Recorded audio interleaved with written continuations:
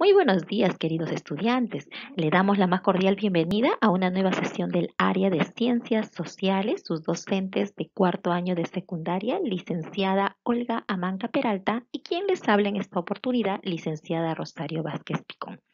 El tema del día de hoy, la sesión número 2 del cuarto bimestre, vamos a trabajar el imperialismo y la colonización de África y Asia. Un tema muy interesante, esperando que sea de su completo agrado.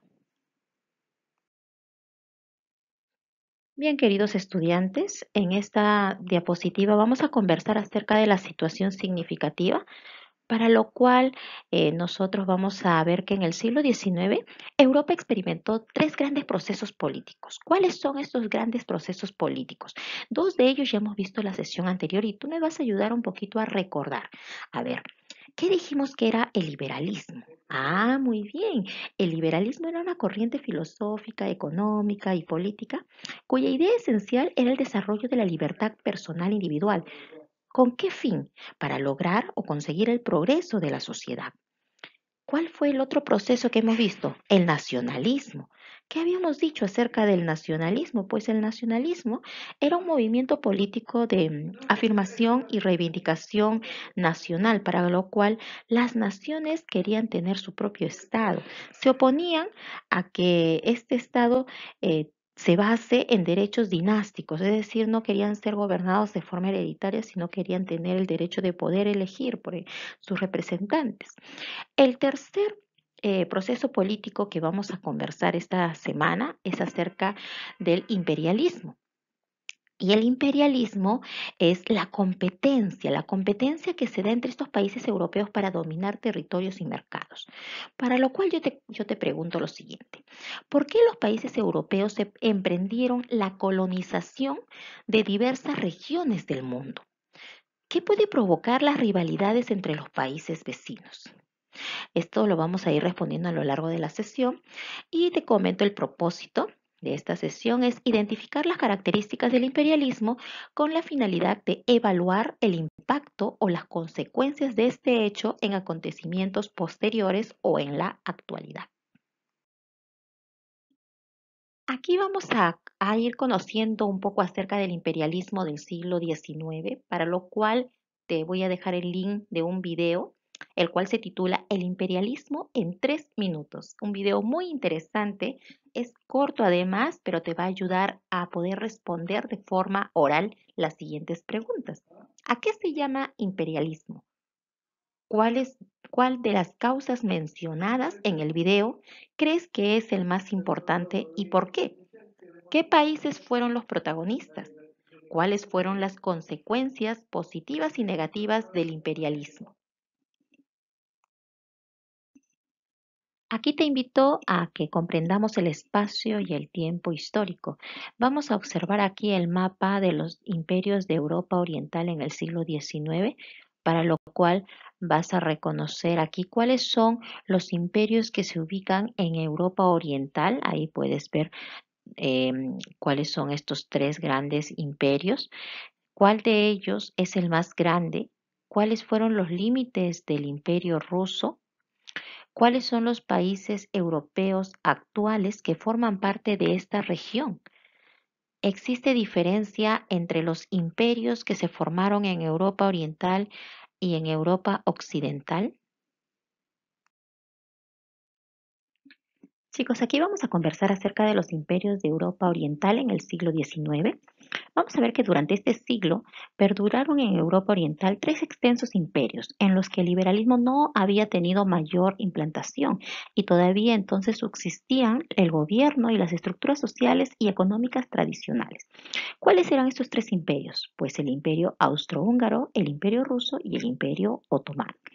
El imperio austrohúngaro era un Estado europeo que había nacido tras firmarse el compromiso entre Austria y Hungría, que reconocía el Reino de Hungría como una entidad autónoma, pero dentro del Imperio Austriaco. A partir de ese momento se le conoció como el Imperio Austrohúngaro, exponente máximo del absolutismo. Luego tenemos el Imperio Ruso.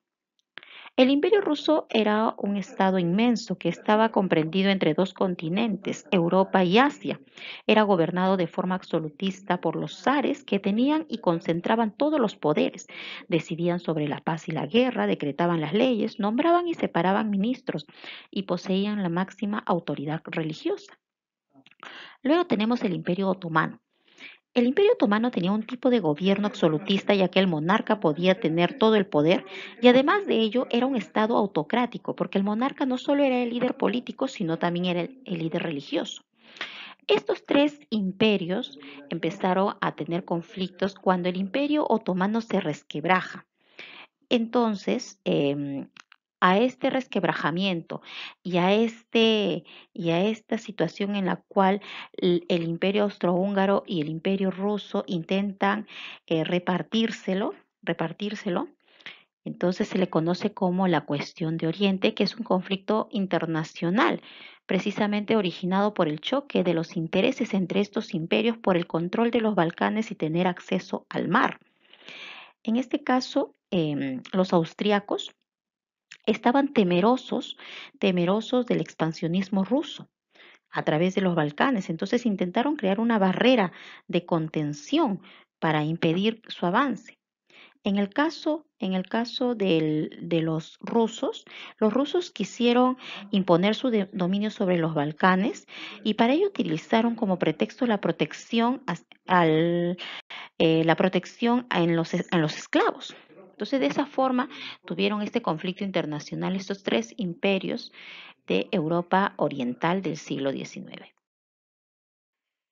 Bien, querido estudiante, vamos a ver en esta diapositiva cuáles fueron las causas del imperialismo, para lo cual vamos a reconocer cuatro principales causas: las causas económicas, demográficas, ideológicas y políticas. Vamos a ver que en las causas económicas, los estados europeos necesitaban conseguir materias primas para su producción industrial y nuevos mercados para poder vender sus productos. Entonces, las potencias imperialistas tienden a obligar a sus colonias a comercializar de forma exclusiva con la metrópoli, o sea, con ellos. En las causas demográficas, podemos ver que este acelerado aumento de la población europea a fines del siglo XIX, ¿qué provocó? Provocó intensos movimientos migratorios hacia otros continentes en una búsqueda de fuentes de trabajo y mayores oportunidades. Entre las causas ideológicas, podemos ver que las potencias defendían su dominio, planteando que tenían una misión evangelizadora y civilizadora sobre las culturas consideradas primitivas y bárbaras. Luego tenemos las causas políticas. En las causas políticas vamos a ver que el dominio de grandes territorios, de vías de circulación y de zonas que eran consideradas estratégicas se transformó en un símbolo de hegemonía de las potencias, en una época en que el nacionalismo hacía auge en Europa. Pues bien, ahora yo te voy a preguntar, ¿cuál de las causas crees tú que predominaron durante el imperialismo? ¿Qué repercusión tuvo el imperialismo colonial para los países europeos, africanos y asiáticos? Chicos, aquí vamos a conversar acerca de la administración colonial y el impacto del imperialismo. Vamos a ver que la organización de los imperios coloniales y sus relaciones con la metrópoli. La metrópoli, más que todo, se dedicó a explotar y administrar sus dominios coloniales. Vamos a ver que hasta 1880 esto se realizó a través de compañías comerciales, más que todo esto eran empresas de carácter privado. Pero a partir de 1880 se realizó otra forma de organización a través de la administración directa de los territorios coloniales. Esto varió según la circunstancia y el lugar, adoptando diversas formas según las relaciones, por ejemplo, diplomáticas o también una simple conquista acompañada por el exterminio de los pueblos aborígenes. El uso que se le dio a estos territorios juzgados por la metrópoli también fue diverso. Vamos a ver que este tipo de organización a través de la administración directa de los territorios coloniales, em, que se dio por el derecho de la conquista, y que habían caído en la órbita de la metrópoli, estas imponían, ¿no? O sea, la metrópoli imponía a sus funcionarios, imponía sus instituciones y organizaba la administración. Esta forma fue la más extendida. Vamos a ver que esta forma de organización de los imperios coloniales y sus relaciones con la metrópoli trajo consecuencias en el imperialismo. ¿Y cuáles son esas consecuencias? Las podemos apreciar aquí. Vamos a ver entre las económicas que la metrópoli se encargó de explotar las riquezas naturales y a los habitantes de las colonias. Las colonias tuvieron que especializarse en un único cultivo y a su vez se vieron obligadas a comprar los productos de la metrópoli.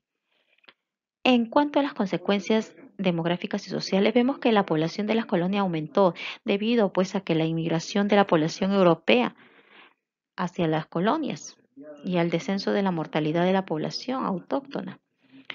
Se produjo una segregación racial basada en el predominio de la raza blanca europea que venía de la metrópoli. Las políticas. Los países colonizadores utilizaron a las colonias para solucionar sus rivalidades y como escenarios también de enfrentamientos. Muchas de las fronteras coloniales trazadas por los países europeos fueron causa de conflictos posteriores al no respetar las divisiones étnicas y culturales entre los diferentes pueblos. Entre las consecuencias culturales vamos a ver que la cultura occidental se impuso por encima de la cultura indígena, modificó todas sus creencias, sus costumbres y tradiciones de estos pueblos que habían sido colonizados. Ante esto yo te formulo dos preguntas. ¿Cuál es la finalidad de administrar un territorio? ¿Quiénes son los entes que deben su efectiva administración de este territorio? ¿Los colonizados o el colonizador? A ver, ¿qué opinas tú? En cuanto a la expansión colonial en África y Asia, vamos a ver que estos modelos coloniales en África, Asia y en Oceanía. En África, por ejemplo, tenemos que la mayor parte de las estructuras políticas previas eran tribales, o sea, el reparto se realiza a través de un acuerdo previo en la Conferencia de Berlín que se firmó en 1884-1885. Aquí las colonias más que todo serán de explotación de sus recursos, y no solo de sus recursos, también de sus habitantes. En Asia, el reparto fue muy complejo, al existir estructuras políticas previas muy consolidadas, ya que se realizó el protectorado, en lo cual subsisten los gobiernos indígenas, pero dependientes de la metrópoli. En China se realizó el reparto, pero en esferas de influencia. En India subsisten los poderes locales, pero unidos bajo el gobierno de un virrey británico. En Oceanía no existían estructuras políticas previas, ya que los dominios o las colonias de poblamiento reproducen las estructuras sociopolíticas, pero de la metrópoli. Entonces aquí vamos a ver cómo se dio esta expansión colonial, para lo cual vamos a acá formular dos preguntas. ¿Cómo sería el continente africano si éste no hubiese experimentado la conquista de los imperios? ¿Cómo crees? ¿Crees que estarían en la situación en la que se encuentran actualmente? ¿Consideras que la colonización es o no beneficiosa para el país que la experimenta? Pues bien, ha llegado el momento de asumir nuestro reto. Después de haber escuchado a tu docente en el video y en la sesión virtual, ya hemos trabajado, hemos nosotros logrado el propósito de la sesión. Pues bien, vamos a asumir el siguiente reto. Vas a elaborar un cuadro comparativo entre el imperialismo del siglo XIX y el imperialismo del siglo XXI, según se indica en la ficha de trabajo. Vas a investigar y elaborar un organizador visual sobre la expansión colonial en África y Asia, teniendo en cuenta los hechos, las características, diferencias y semejanzas. Muy bien, querido estudiante, ha llegado el momento de que nos autoevaluemos, para lo cual en la metacognición vamos a realizarnos algunas preguntas acerca de la sesión. ¿Qué aprendimos hoy?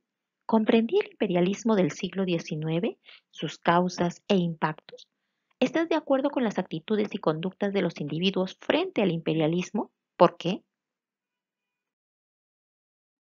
Bien, querido estudiante, hemos llegado a la parte final de la sesión del día de hoy, esperando que el tema haya sido de tu completo agrado. Nos encontramos la siguiente semana con otro tema muy interesante del área de ciencias sociales. Así que recuerda que ser bonifacino es compromiso de honor y nos estaremos comunicando a través de CIA web o el WhatsApp con tus docentes. Muy buenos días.